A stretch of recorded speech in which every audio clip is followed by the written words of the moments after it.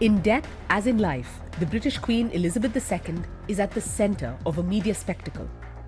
Russia faces setbacks on the battlefield and in the state media narrative. And Latin American politicians take their political shtick to TikTok.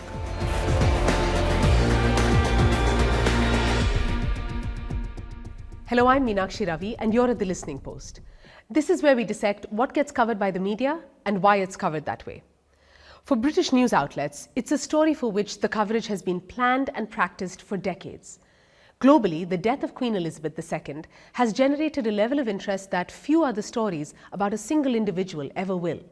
Her position, largely symbolic, as head of state of the United Kingdom and 14 other countries, is one of the reasons why there's so much public fascination for this story.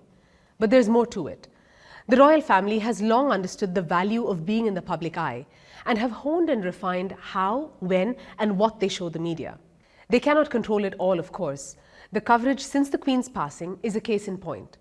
While British news outlets have maintained a tone of reverence, media beyond, in the United States, Australia, Kenya, have not shied away from thorny issues like the monarchy's role as unrepentant figureheads of colonialism and all its abuses. We start our report this week in London. The BBC is interrupting its normal programmes to bring you an important announcement. British TV is in mourning. BBC Television is broadcasting this special programme.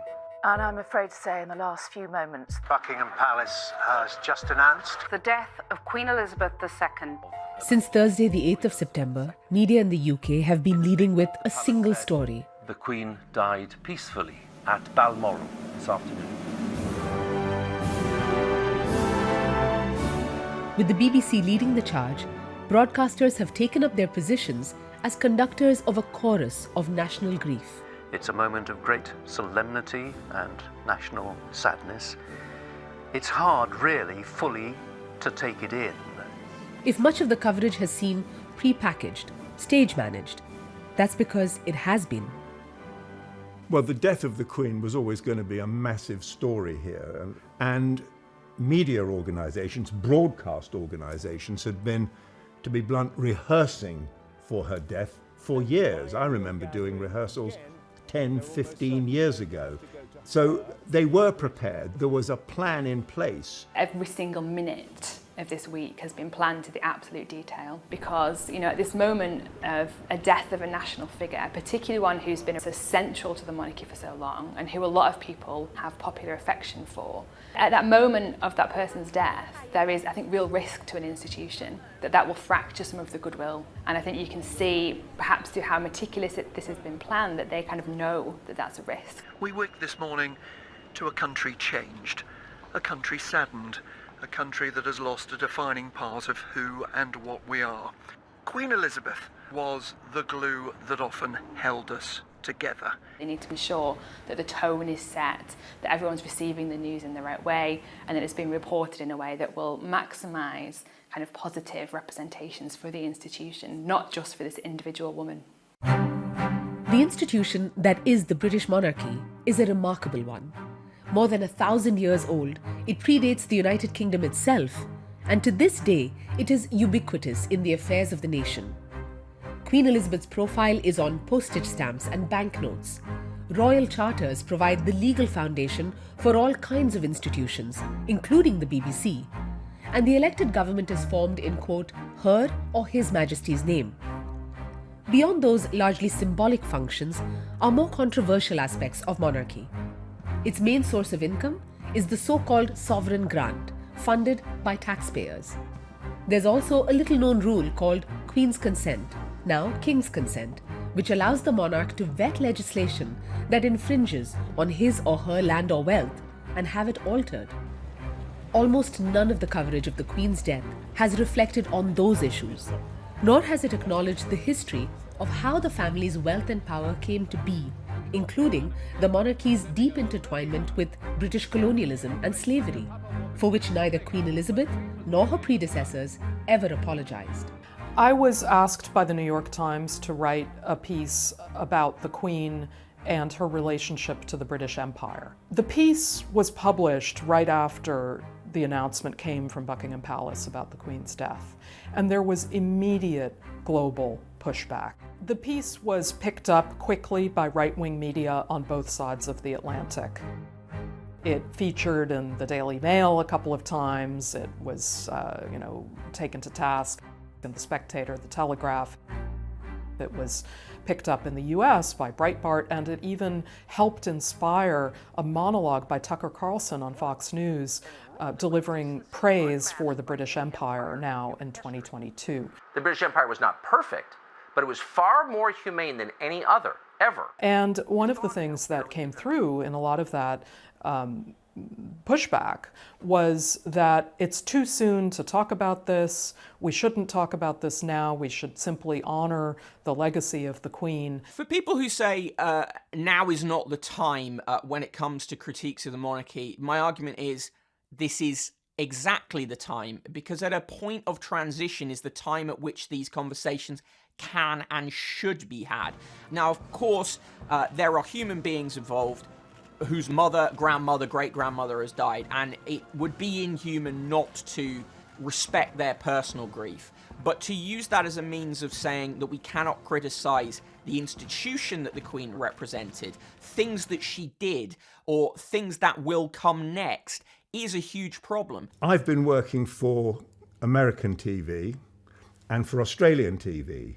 The US network that I have been working for had a correspondent very quickly in Jamaica discussing questions about the role of the monarchy there in the slave trade. The enslaved forced to the West Indies by the Royal African Company. They harvested sugar, known as green gold. Talking to people who felt that it was now time for the nation to sever its ties with the monarchy, that the Queen should no longer be its head of state. Now, that would have been far too abrupt for a British broadcaster. They've been waiting for what they feel is the right moment to start raising those issues, given the sort of reverence in which the Queen was held. It's that kind of reverence that has moved people from across the UK to come here and pay their respects. For many, the monarchy was not just a symbol. It's part of what it means to be British. However, reverence, whether guided by protocol or genuine feeling, is unwelcome, uncomfortable in a newsroom. And while some Brits may accept that as a justification for the media's reluctance to speak ill of the dead, fewer will tolerate other stories, important ones, being overlooked. Well, I think we're in an incredibly unstable time in Britain at the moment. We've had a new Prime Minister 3 days before the Queen died, and actually we've seen little to no coverage of the kind of policies that might be enacted. So, for instance, we have the energy bills crisis, which is ongoing, and which the BBC, one particular presenter on the BBC said... That, of course, insignificant now. Well, of course, that's not insignificant when people are set to not be able to afford their energy bills, to be cold all winter. There definitely will be deaths that come from that. And there's various other kind of instabilities in Britain at the moment, still kind of coming from Brexit, the pandemic is still ongoing. And all of that has been pushed aside, I think, in favour of this one particular story. Stay with us, we have got some breaking news. If you're just joining us, we've woken up to the news that the Queen... Media fixation with the death of Queen Elizabeth hasn't been confined to Britain.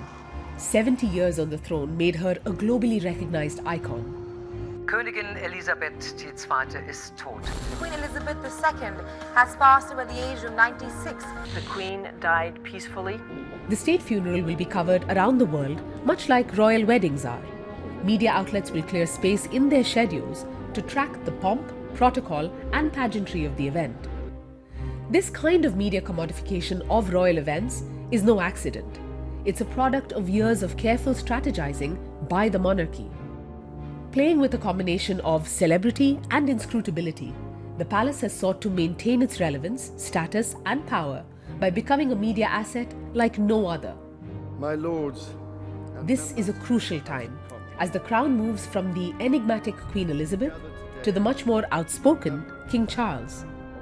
One important thing about the Queen is that you can put whatever we want onto her. She's an image, she's symbolic. You can think of whatever you want that she thinks. We can imagine ourselves sharing an opinion with her. You can't do that with Charles because we know exactly what he thinks about lots of different issues, and he's been very vocal about those things in the past. That directly counteracts that very careful image that they've really created with the Queen over the years, and that perhaps damages that kind of apolitical view of the monarch that has been really important in the Queen's reign. So I think watching how that pans out over the next few years and whether they use different strategies then to think about how to present Charles to the people, I think will be interesting. People know a lot more about Prince Charles, about the things he does and doesn't like, the things he has done and hasn't done. So it's not as easy for him to be a blank slate. So we'll see a lot of the royal family being presented as slimmed down and more efficient for the modern age and more affordable. All of that is PR, it is spin. It's a want to continue this notion of the monarchy somehow as the ceremonial parents or grandparents of the nation. I understand why people feel that, because it's a story that they've been told all their lives, but I don't believe it's a true story. 7 months since Russia invaded Ukraine, what the Kremlin calls a special military operation, there have been breakthroughs on the battlefield that have had repercussions for the Russian state media narrative. Flo Phillips has more. That's right, Mina. Ukraine's military breakthroughs have really rocked Russia and its rhetoric on the invasion.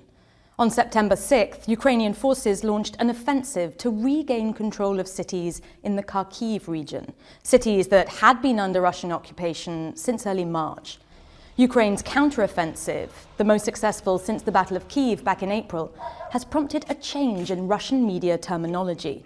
Many TV pundits have dropped the term special military operation and are finally calling this what it has always been, a war.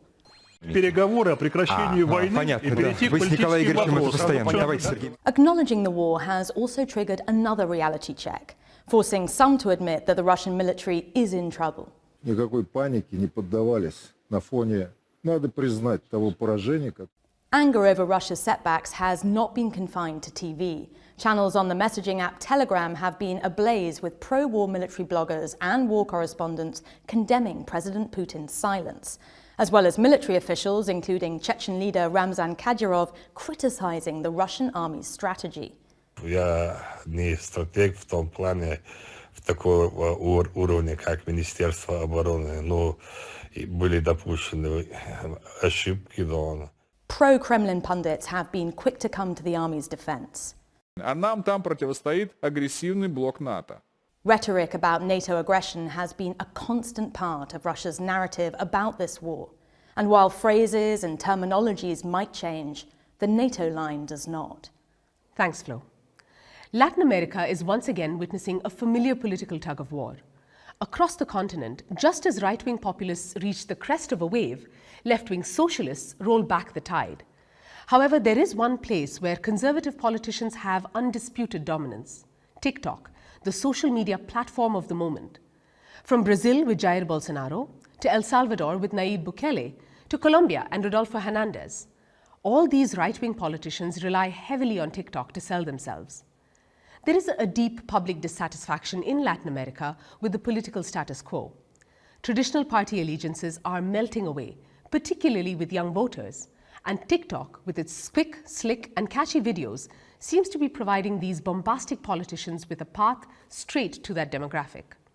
The Listening Post's Ryan Coles now on the impact this social media platform is having on politics across the continent.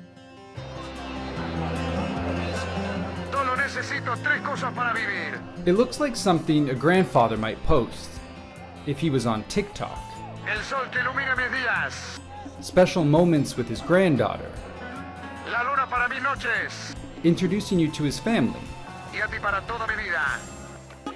Except it's not just any grandfather. Rodolfo Hernandez was a candidate in Colombia's recent presidential election.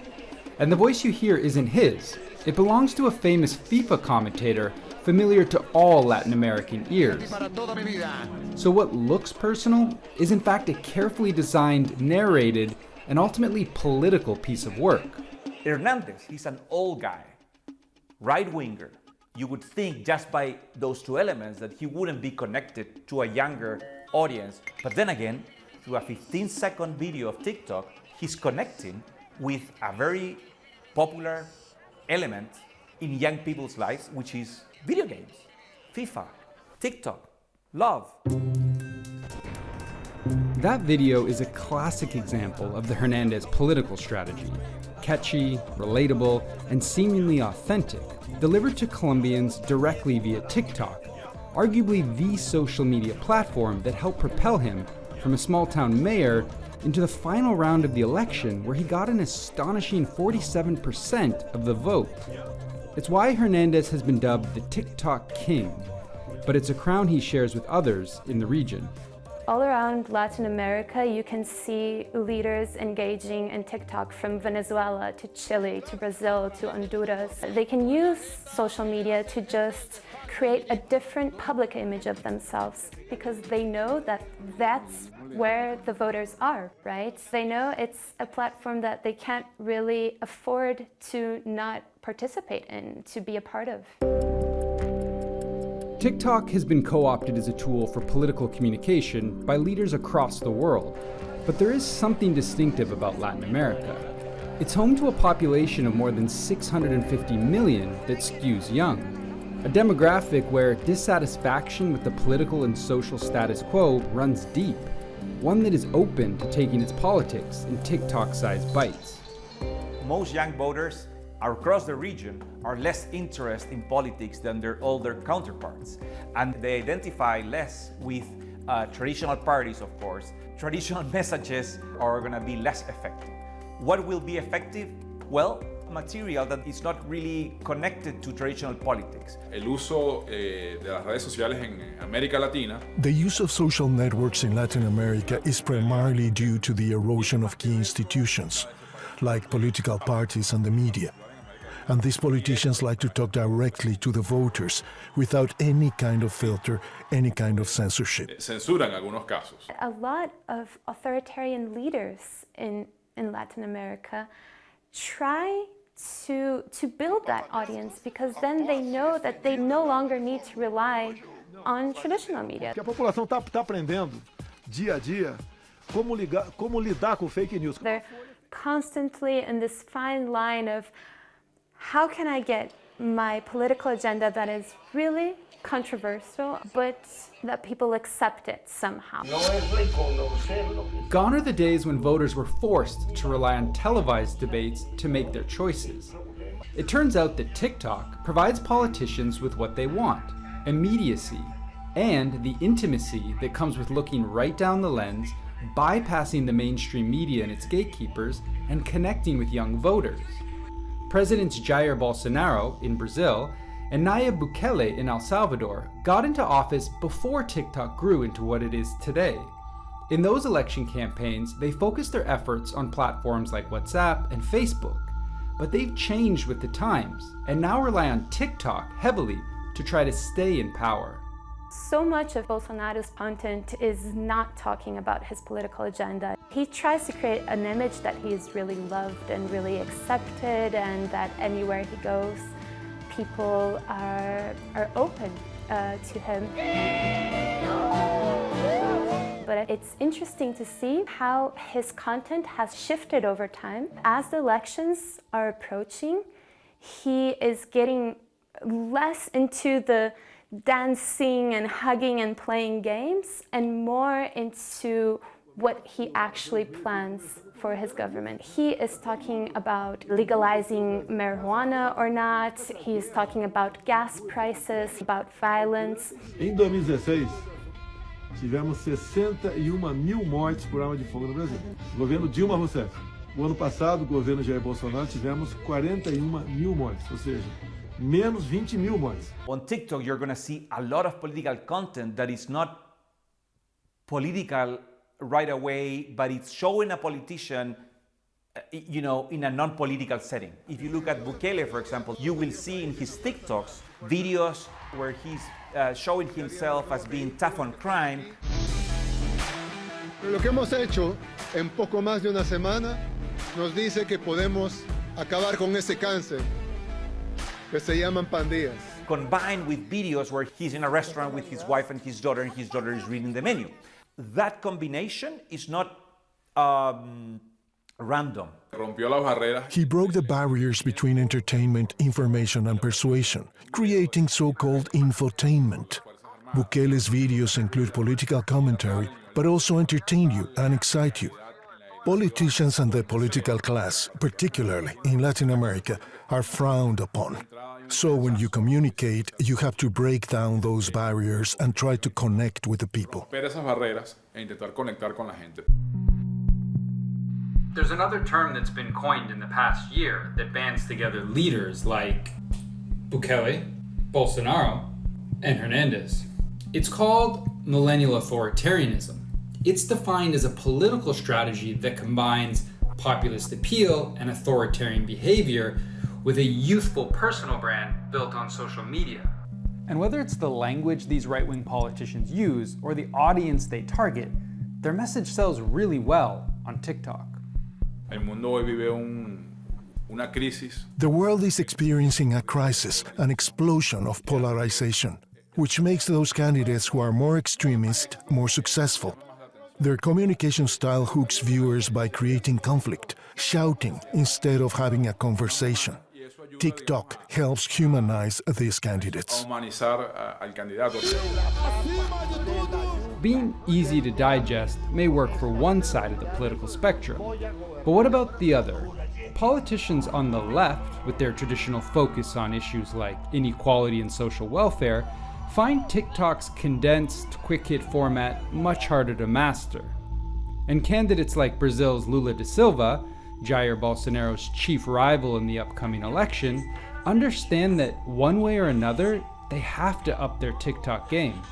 He realized a little bit late that it's a platform where he can just share his political views in a way that feels aligned to his political agenda and just speak more closely to people, especially to youths. But it took him a long time to join TikTok.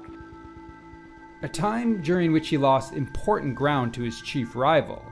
And despite Lula leading in the polls and his numbers rising on TikTok, Bolsonaro still dominates the platform.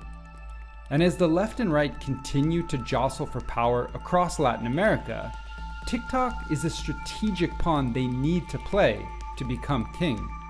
10 años, 15 años. 10 years ago, 15 years ago, people couldn't imagine Facebook campaigns, which are now a reality everywhere.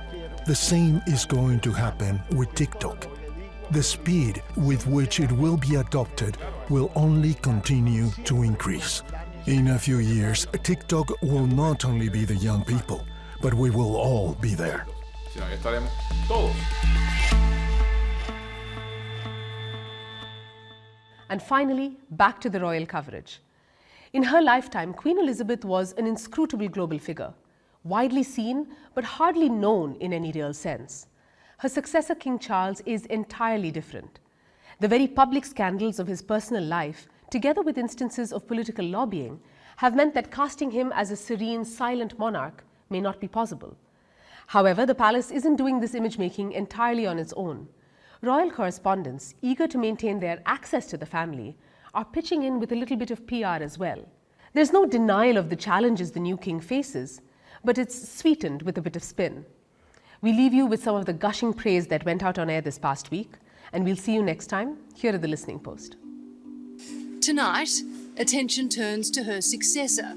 The Queen's eldest son, now King Charles III, has spent almost his entire life preparing for the mighty role he's inherited. I'm interested in what Charles is going to do here. Obviously, the shoes are very big to fill of his mother. Charles, who's never traditionally been like super popular, you know, he's actually been so warmly embraced by everyone. And I think it's because as well we're seeing this really vulnerable side of him, because he's a man who's grieving his mum.